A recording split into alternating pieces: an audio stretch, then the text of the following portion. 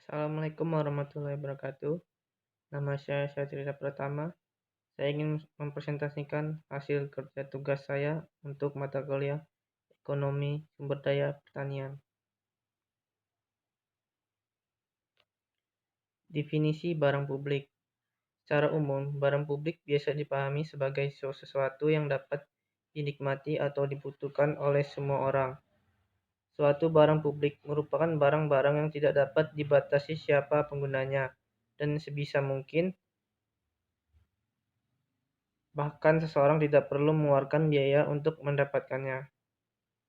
Contoh barang publik ini diantaranya adalah jalan raya, lampu lalu lintas, udara, dan sebagainya. Akan sulit untuk menentukan siapa saja yang akan boleh menggunakan papan marka jalan misalnya, karena keberadaannya memang untuk konsumsi semua orang. Selanjutnya, contoh barang publik.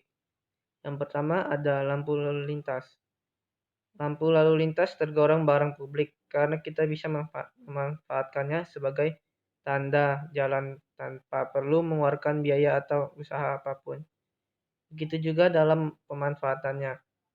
Kita tidak mengurangi kesempatan orang lain pula untuk menikmati penggunaan lampu lalu lintas. Yang kedua, jalan raya. Jalan raya adalah barang publik. Banyaknya pengguna jalan tidak akan mengurangi manfaat dari jalan tersebut, dan semua orang dapat menikmati manfaatnya dari jalan raya atau non-eksekutif, dan jalan raya dapat digunakan pada waktu bersamaan. Yang terakhir, udara. Udara merupakan barang publik karena secara umum tidak mungkin mencegah seseorang untuk tidak menghirup udara. Selanjutnya, eksternalitas. Pendapat dari Rosen 1988 menyatakan bahwa eksternalitas terjadi ketika aktivitas satu kesatuan mempengaruhi kesejahteraan kesatuan yang lain yang terjadi di luar mekanisme pasar atau non-market machine. Eksternalitas terjadi karena adanya perbedaan dan private cost suatu barang.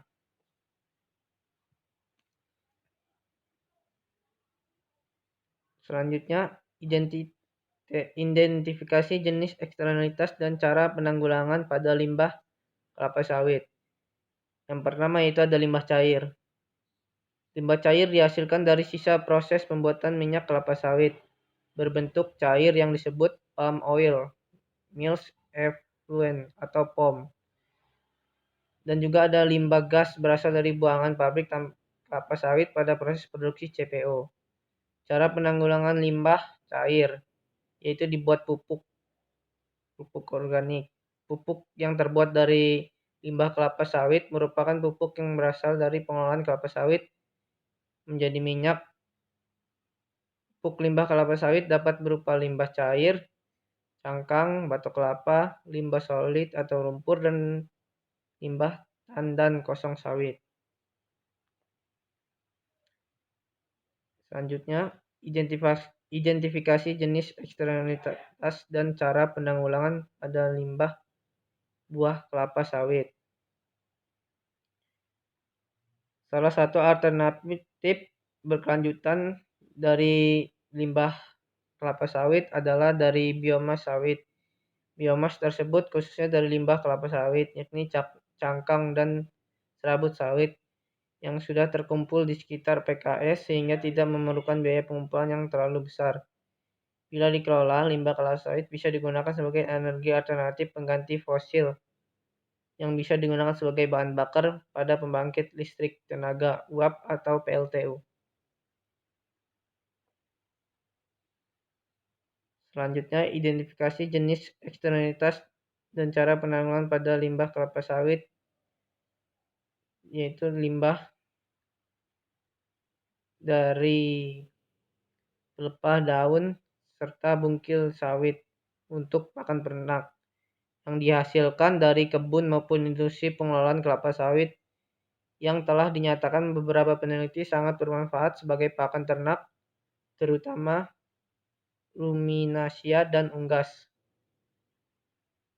Limbah sawit dapat dimanfaatkan sebagai pakan ternak, yaitu berupa pelepah daun serta bungkil inti sawit. Hak kepemilikan. Hak kepemilikan yaitu hak untuk mendapatkan kepemilikannya tanpa harus mengajukan klaim, khususnya jika terjadi palit atau kebangkrutan. Dalam hukum kepalitan, hak kepemilikan adalah alat untuk mengembalikan jaminan pada kreditur yang diberi jaminan dengan persetujuan kurator.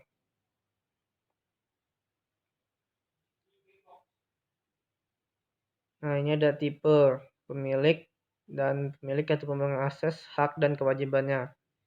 Yang pertama ada tipe kepemilikan privat, pemilik individu. Haknya hak akses pemanfaatan kontrol, kewajibannya mencegah pemanfaatan yang merugikan sosial. Yang kedua ada tipe kepemilikan bersama, pemiliknya yaitu kolektif, haknya akses pemanfaatan kontrol atau pengecualian kepada non-pemilik, kewajibannya merawat, mengatur tingkat pemanfaatan. Kepemilikan negara, tipenya pemilik negara atau warga negara, haknya akses pemanfaatan, kontrol atau menentukan aturan. Kewajibannya menjaga tujuan atau manfaat sosial. Yang terakhir, akses terbuka tanpa kepemilikan. Pemiliknya tidak ada, haknya, pemanfaatan, kewajibannya tidak ada. Sekian presentasi dari saya, lebih kurangnya saya mohon maaf. Pada Allah saya mohon ampun. Saya akhiri. Wabillahi taufiq wal hidayah. Wassalamualaikum warahmatullahi wabarakatuh.